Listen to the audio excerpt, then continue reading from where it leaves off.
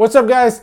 Just finished watching Spider-Man Across the Spider-Verse. Over the past month, I've been going through all the non-MCU comic book movies, and now we're gonna rank all 36 of them. So anyway, let's do this.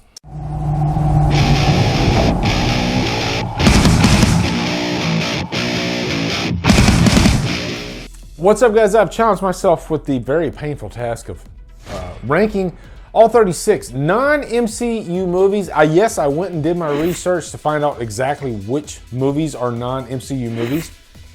Now, I know because of the whole multiverse thing with the past couple of movies, there might be a little bit of bleeding in, but for the most part, these are not part of the MCU at all. One observation I can make is the non-MCU movies, I think the MCU movies are a little bit better overall, average-wise, than the non-MCU movies. But there's still some really great stuff in the non-MCU world. So, not gonna spend too much time on these, for obvious reasons, because there's 36 of them. But this is gonna be fun, all right? And I want you guys to post your rankings down below. By the way, this countdown goes from Blade all the way to now, okay? Anything before Blade, I'm not including.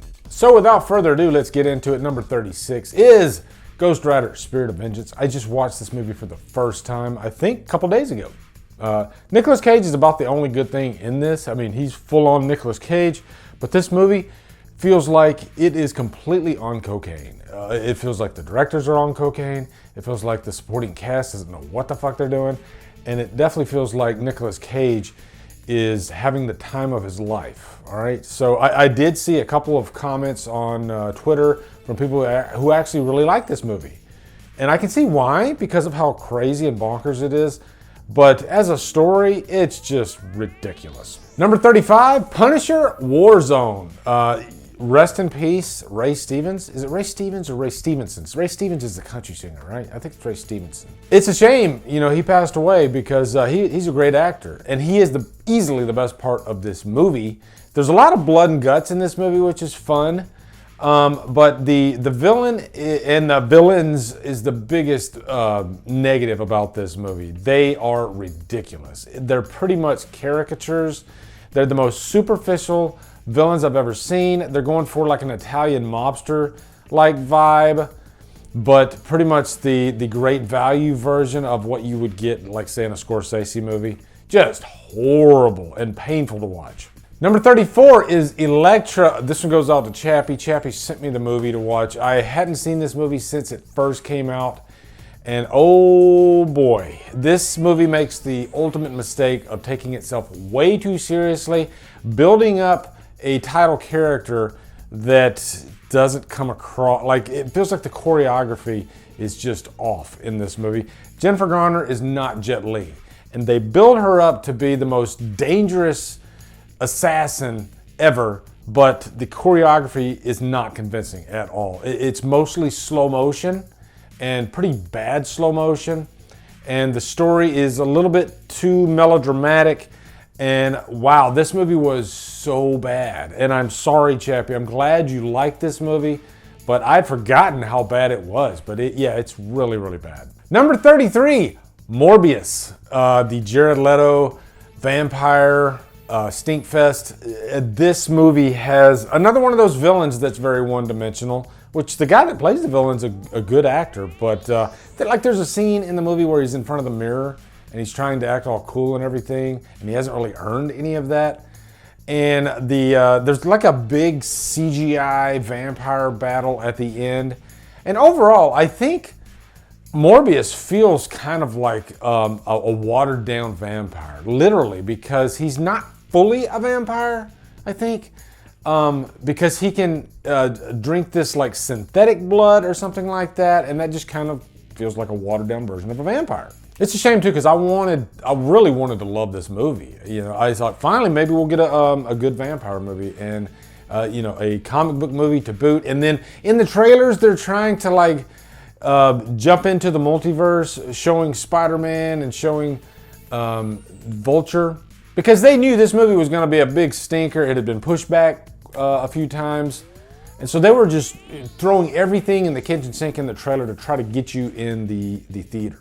Okay, from this point on, we are out of the 4 out of 10 rating range. Now we're jumping into the 5 out of 10, and I'll keep telling you once we get out of the 5s and into the 6s and the 7s and the 8s and maybe some 9s out of 10 and so on. So, number 32, Fantastic Four 2015 or Fanforstic, the remake, however you want to call it.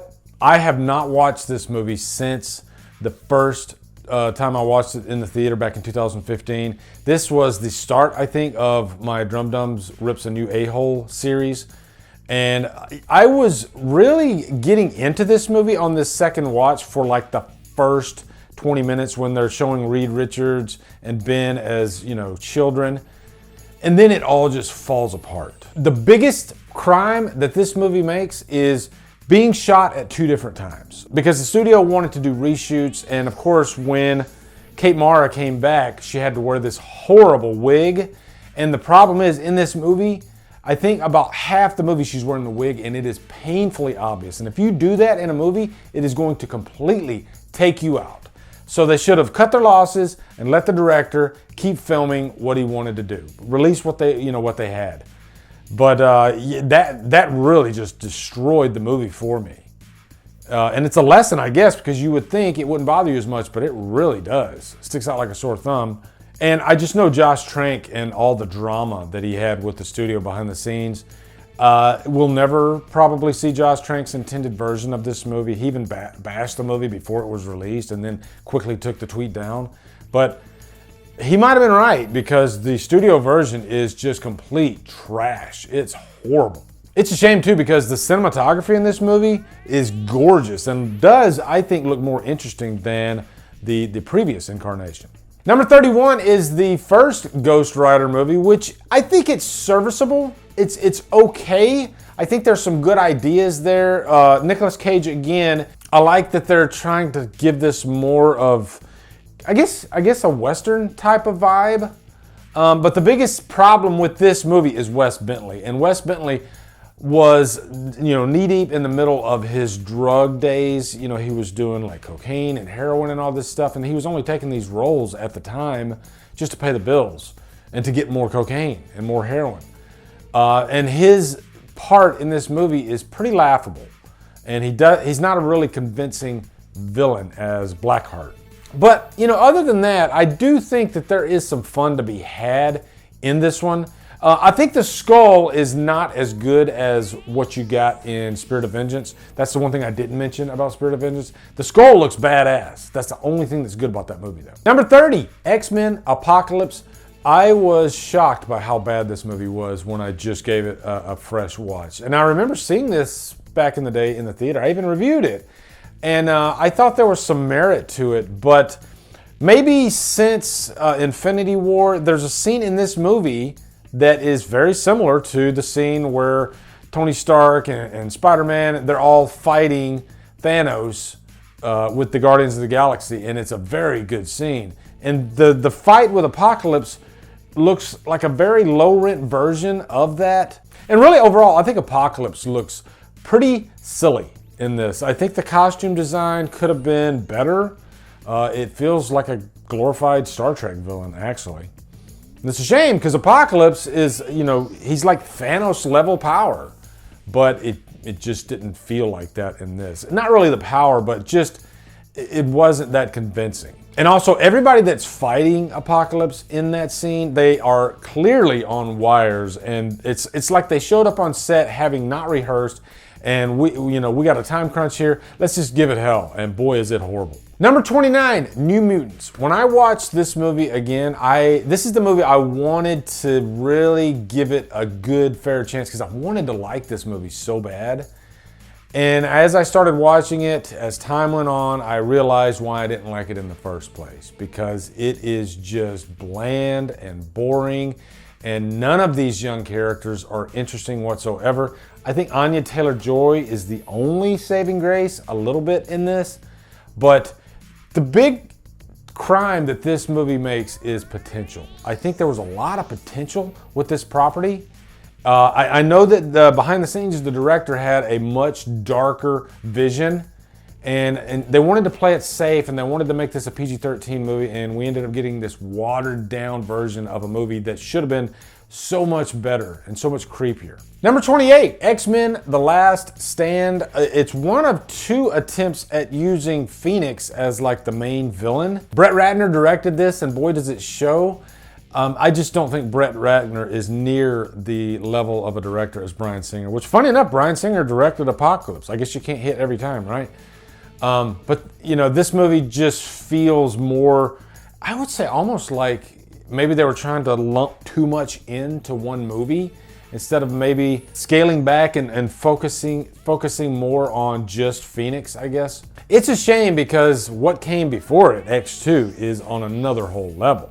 And really, this is the movie that I always have the toughest time going back and rewatching. I rarely watch The Last Stand for a good reason. I'm the Juggernaut, bitch! Number 27, Blade Trinity. Now, there is some merit to this movie. I like that they're trying to introduce some new characters. Ryan Reynolds is pretty much Deadpool in this movie, way before he was Deadpool.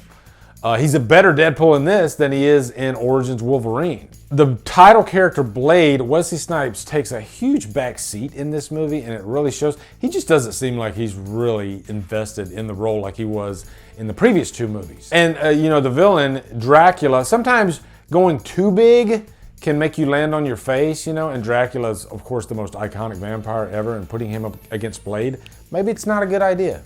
Number 26, Venom, Let There Be Carnage. This was the second time I watched this movie, and I think it is ridiculous. And it's a shame because I love Carnage as a character so much. And I think they just went a little too silly in this movie. Even though I will say, this second watch was a little better than the first watch. I did find myself laughing more at Eddie Brock and Eddie Brock and Venom and their, you know, funny relationship with each other. It wasn't as annoying this go round as it was the first time I watched it. And the fight scene at the end I did like a little bit better too. Just, I guess, with the visual effects and all that and the CGI. Carnage does look pretty badass. Number 25, the first Fantastic Four movie is so watered down. And I just don't really care for the Fantastic Four in general. Their powers are the most uninteresting to me. I think maybe Johnny Storm's probably the most interesting.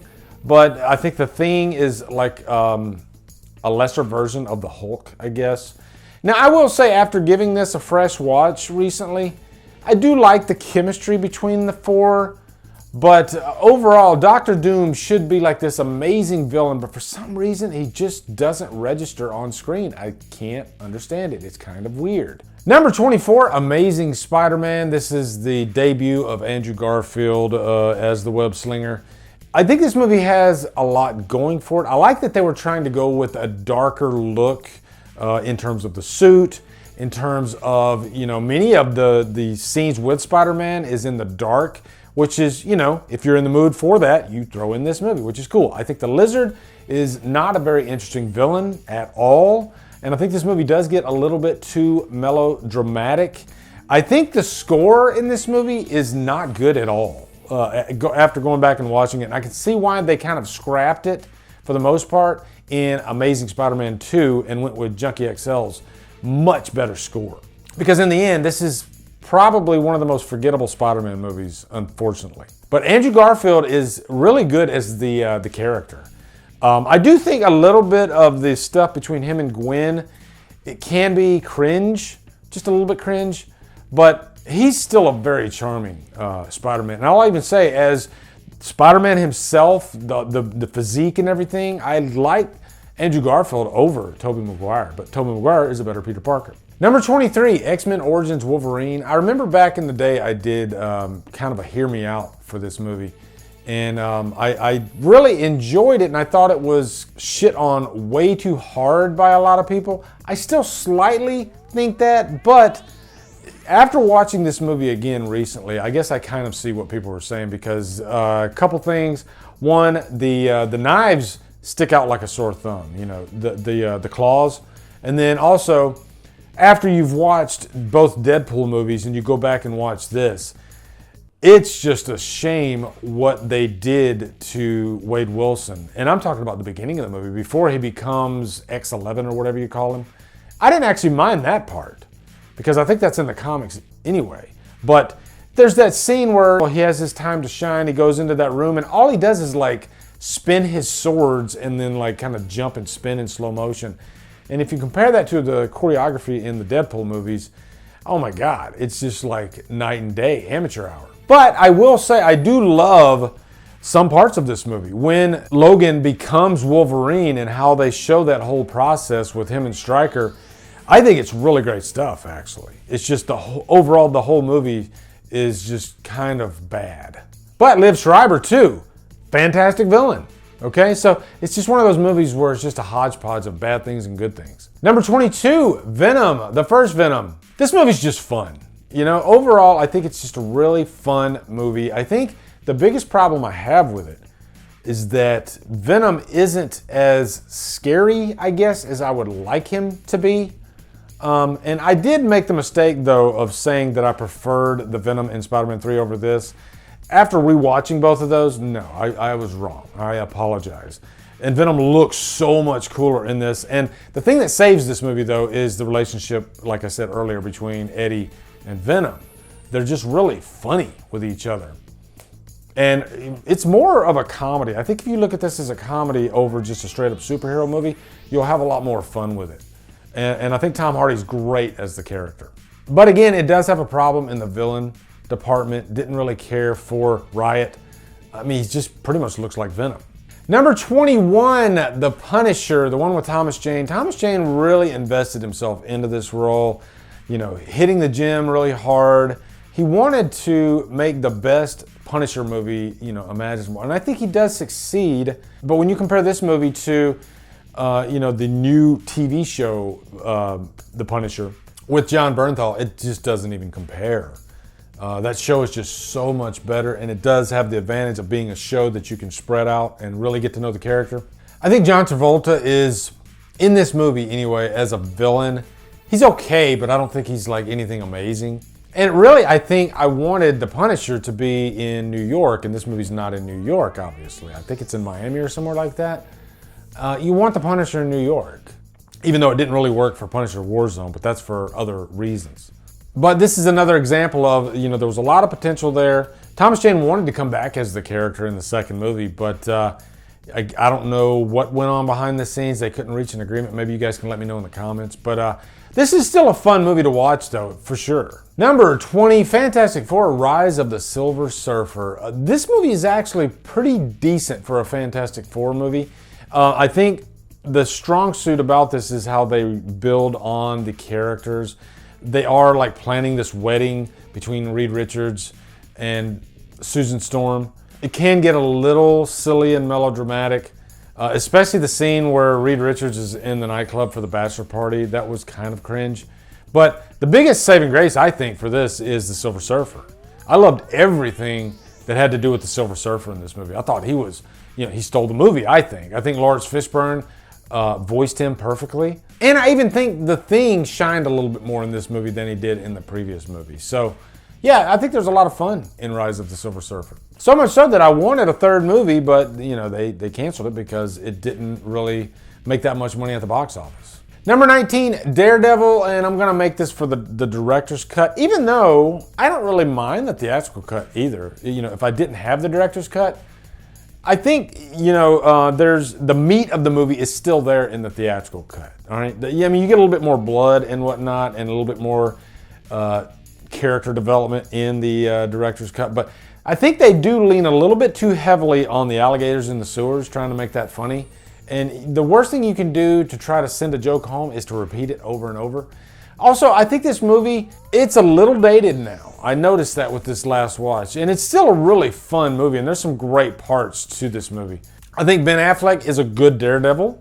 And man, do I love the soundtrack to this movie. I'd even say the soundtrack might be one of the big saving graces to this. I think Michael Clarke Duncan as the Kingpin, first off, rest in peace, Michael Clarke Duncan. Fantastic actor. And I think he does a serviceable job as the Kingpin. But I think the real saving grace of this movie, besides Daredevil himself, is freaking Bullseye. I loved Colin Farrell as Bullseye. He's great comic relief, but he's still just as dangerous. You take him seriously. So he walks that fine line really well. Number 18, Spider-Man 3. I think I like this movie a lot more than a lot of you. I don't mind the Venom stuff. I don't mind the Sandman stuff, especially that scene where he becomes Sandman. Still to this day, that's some beautiful visual effects. I think Spider-Man himself might be my least favorite of the three. You know, I think Tobey, I don't know, there was just something a little off about his performance in this. And funny enough, I think I like him the best when he becomes like the dark Venom black costume Spider-Man. That's the fun stuff in this movie. I was kind of annoyed with him before that. And maybe that was the point. Maybe you were supposed to be annoyed with him. But I think he cried a little bit too much in this movie. You know, there's even memes about it. But I do love the black costume Spider-Man stuff in this movie. And it does have a really heartfelt ending. So I think it finishes strong. Number 17, X-Men First Class. And by the way, we are in the 7s now. We entered the 7s with Daredevil, okay? I think I gave Daredevil a 7 out of 10. So X-Men First Class. You know, these X-Men movies, they are the most, like, I guess, chaotic in terms of ranking out of all the, because you'll get a great X-Men movie followed by a bad one, you know, and then, you know, great one, then a bad one. But First Class was a nice move in the right direction, kind of resetting everything. It's really a prequel. And I love that these newer movies, each one takes place in a new decade. Like this one takes place in the 60s, and then the next one's the 70s, and then the 80s, and so on.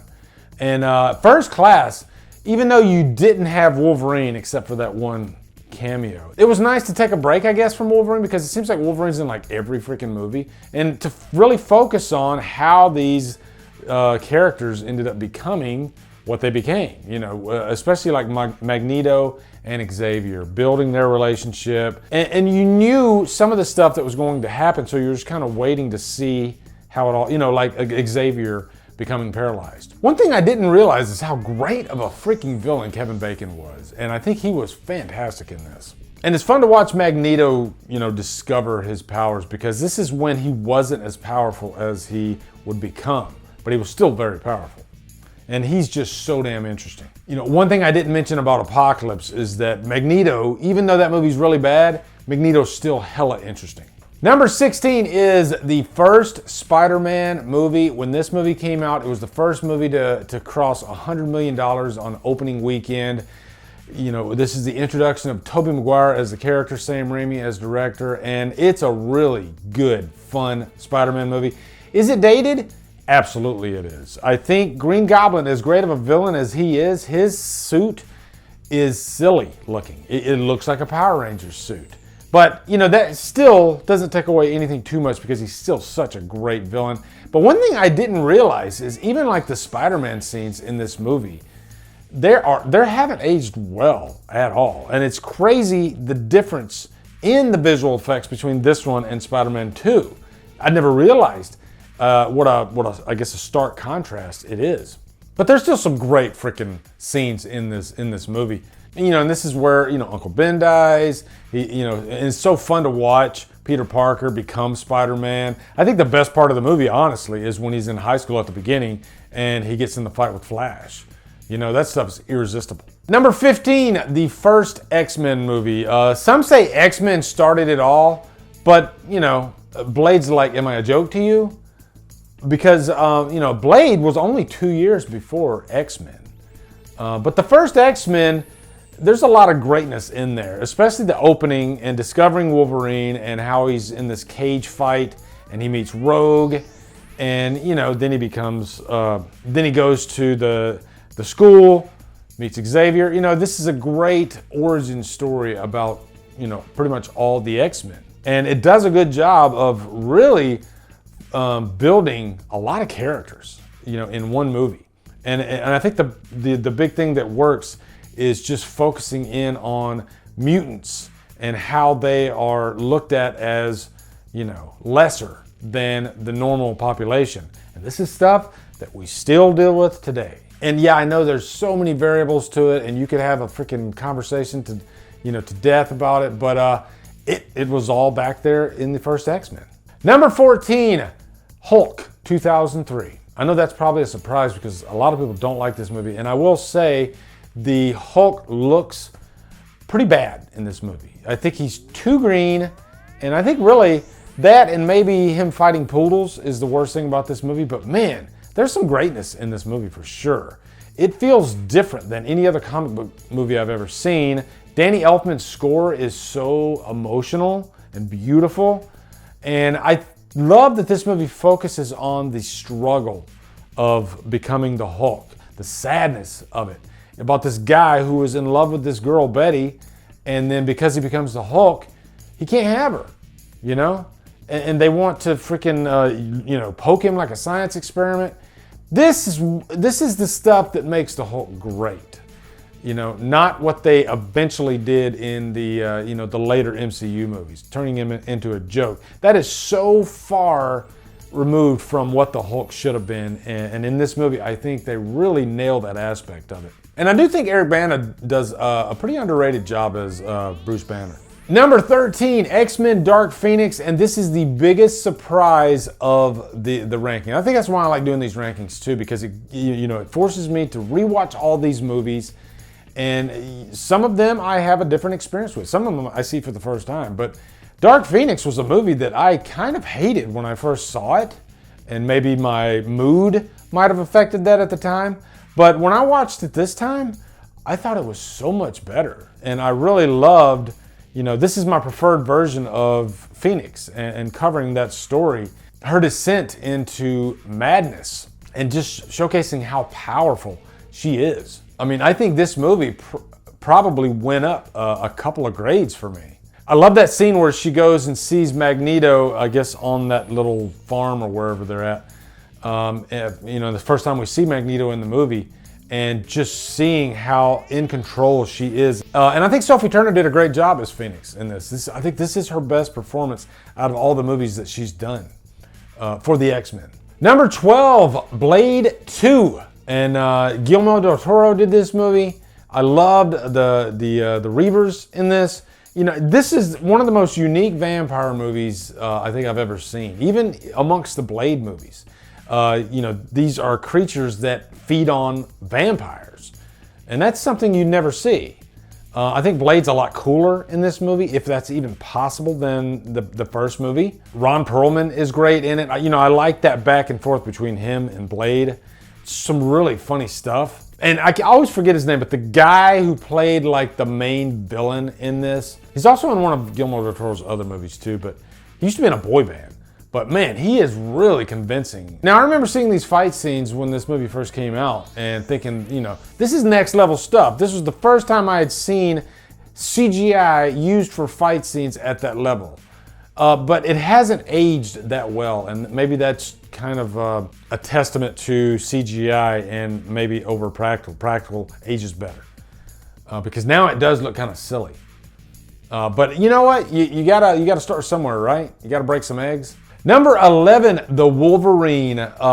This was the first one directed by James Mangold, and then he came back to do Logan. But I love how different this movie is. I love that it doesn't feel like it needs all these other X-Men. It really just focuses on the Wolverine going to Japan, and this old guy that, he was in World War II with Logan, and Logan saved his life. And so the guy wants the power that Logan has.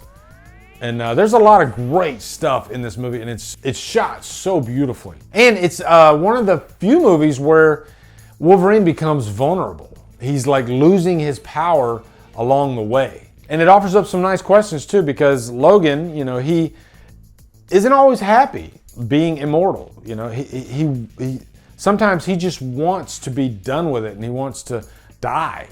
And I love him at the beginning of this movie. He's got the long hair, and he's like he sees that the poachers, they killed the bear, and he goes into the bar.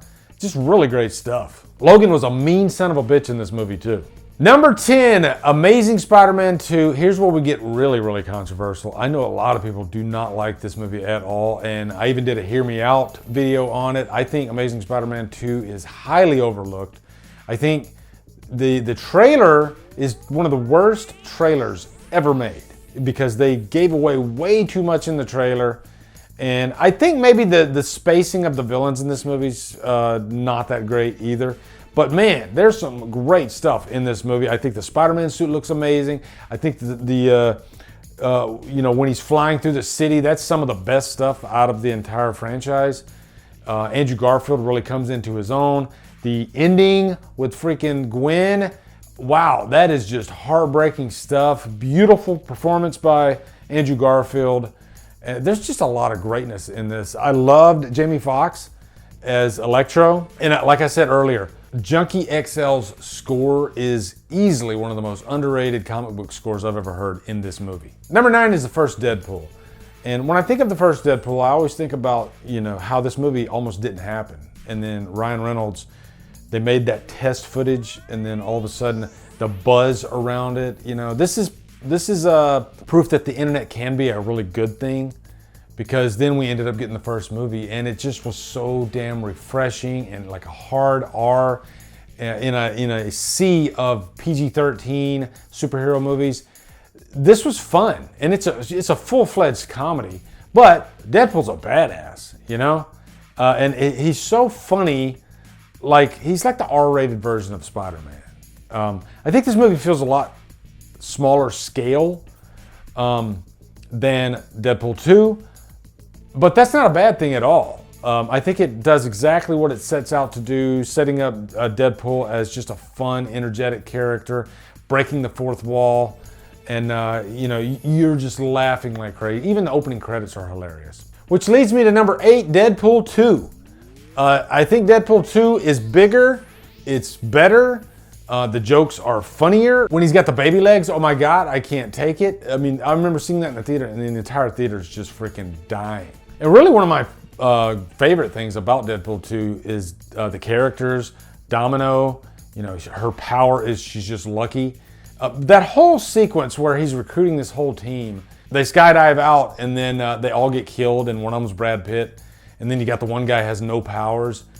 Just really fun stuff. And I hear that guy with no powers is going to be back in Deadpool 3. I hope so. Even though I think he died in this one. They'll figure out a way to bring him back though. But freaking Wolverine's going to be in Deadpool 3 as well. So yeah. Number 7, X2. And I thought X2 would be higher because it's great, but there's just so many great movies left to talk about. But X2 is almost perfection. Are we in the 8s now? Let me take a look here. Hold on. Yeah, we are officially in the 8s, 8 out of 10. And X2, as far as like all the X-Men together, this is definitely the gold standard. And again, it explores Wolverine and his past, but it does it so well by kind of interweaving all the other X-Men and introducing some of these newer ones, like the female Wolverine. And I think it's just so well directed by Bryan Singer. The script is witty and fun, and this movie just flies right by. And this might be my favorite X-Men movie with Mystique. I love Rebecca Romijn Stamos' performance in this. Number 6, Into the Spider-Verse. I'm glad I went and watched, didn't go, but I actually bought the freaking digital version. It was like $10 because I had to rewatch all these. And I really wanted to rewatch this one before seeing Across. And man, this movie, really, and this whole little franchise they got going right now, Miles Morales is such a fun character, and just the visual style of this. Sometimes I ask myself, is the animated thing, like, would this be better as live action, or is it, perfect as animated? And I think it is perfect as animated. I think live action might actually hurt it. Because there's some things in these movies that you can't do live action wise, on a normal sized budget, which normal sized budget these days is like freaking 200 million. But these movies are just like a shot of adrenaline. And I like how this one, this was like the first to really introduce that whole multiverse concept and seeing other Spider-Men working together, and women. But at its core, it's a great story about, family and Miles Morales discovering his powers. And it was nice to have another version of Spider-Man after we've had just your Peter Parker Spider-Man. Everybody's been wanting a Miles Morales movie, and here we are. Top 5, number 5 is Blade. Some motherfuckers always want to ice skate uphill. I will say this right now. Stephen Dorff as Deacon Frost, easily most underrated villain of all time. I'm saying it right now because, you know, and the reason I say it is because nobody ever talks about him. And man, he is so convincing in this. He's scary in this movie, but he doesn't oversell it. And I just love this whole world of the first movie and the Daywalker, you know, trying to kill vampires. And vampires are evil in this movie. There's really no goodness to them whatsoever. You know, I think this is when vampires are done best. When they're evil and scary and there's buckets and buckets of blood. That iconic opening in the club where it's literally raining blood and the great music and everything. And Tracy Lords was in that scene, which is cool. It's great that Blade was kind of the first, you know? Even though, yeah, I know there were some like other Marvel movies before this, really bad, like Howard the Duck, but Blade was really when the quality kicked up and it started. And you know what? I posted this on Twitter the other day, but I miss this essence. We don't have this in you know, even the MCU anymore. The vibe that Blade has, you know, and that's because of Wesley Snipes. He's just so damn cool. And I love the character so much. And it's sad that, you know, we're not going to see the Wesley Snipes version anymore. I'm hoping the new version is decent, but how are you going to top Wesley Snipes? I just don't see it happening. Number 4, X-Men Days of Future Past. I just said X2 might be the bet. No, I was wrong. Okay, sorry. I forgot. Days of Future Past. Oh my God. This movie, I could not believe, after so many X-Men movies, for them to come back and do something with this kind of script, you know, unlike any other superhero script ever. And it just all coming together beautifully, and having to use, you know, Wolverine to go back into the 70s. I think this movie just felt like the stakes were bigger, and it was really just a beautifully shot movie by Bryan Singer. But, you know, combining the old and the new as well, I think this is really the, you know, the only movie that kind of does that, right? Am I wrong there? I could be wrong, but I think I'm right. Still to this day, people say, you know, when you talk about top 5 greatest superhero movies of all time, I do hear Days of Future Past constantly mentioned. Number 3, Spider-Man 2. For the longest time, people said of all superhero movies, this was the greatest of all time, until I think The Dark Knight came along. But, and by the way, I'm doing a all 37 DC movies, including The Flash. That's coming, probably in the next month. But yeah, Spider-Man 2, that was kind of the first one that, you know, it's like levels, you know, comic book movies, they get to a certain level and then they get better and they get better. And Spider-Man 2 was like the benchmark. If you could reach that level, then wow. It's such a quantum leap above the first Spider-Man, in my opinion. It deals with themes of loss and regret and wanting to really just give it all up and then having to come back. Doc Ock is dealt with, I mean, almost perfectly in this. You know, it's just one of the most perfectly paced superhero movies ever. And it's Spider-Man, you know? Spider-Man is just so infectious, and this movie's almost perfect. Okay, top 2, number 2. Number 2 is Spider-Man Across the Spider-Verse. And it might go back and forth with Spider-Man 2, but right now I'm gonna put it as number 2 because wow.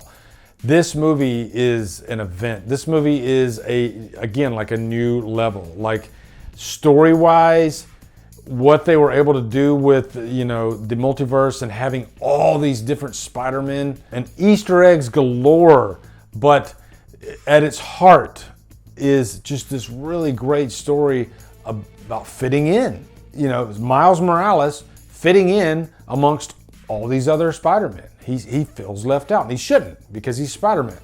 And wanting to save his family, and his relationship with Gwen and his relationship with his parents. I love the relationship with his mother in this, by the way. You know, it takes everything from Into the Spider-Verse and just amplifies it big time. It's just bigger. It's more epic. What a freaking movie this was. I can't wait to see it again. And, you know, out of all those Spider-Men, there's some really fun characters in there too, like Hobie, the punk rock Spider-Man. Miguel, who was kind of the villain, even though, you know, he didn't want, you know, he thinks what he's doing is right. And I think those are usually like the best villains. But, Yeah, wow, this movie was insane. Number 1, what do you think it is? Logan. Logan is, it almost doesn't feel like a superhero movie. It's a guy who is at the end of his life. You know, you can kind of compare this to like Unforgiven with William Money. This guy who was just the best, the most dangerous, the most lethal. And now he's washed up. He is sick. His own metal inside his body is poisoning him. And it's just fun to watch a character like that, and painful, descend, you know. But then he's got this young child version of himself, and he finds a reason to kind of go on. And he's willing to give his life, you know, to save her. And it's kind of beautiful. You know, this is still to say unlike any other superhero movie I've ever seen. And Logan was a lesson that, you know, you can bend the rules of superhero movies and you can make them into any other genre that you want, and it could still work. And to me, this movie is like best picture quality, you know? Hugh Jackman's performance in this, it's like such a beautiful swan song. It's a hard R too, which is another great thing about this. But yeah, that's it though. Logan, number 1. Let me know down in the comments if you agree with Logan being number 1. I want to see your ranking down below. I can't believe we did this, but this was so fun.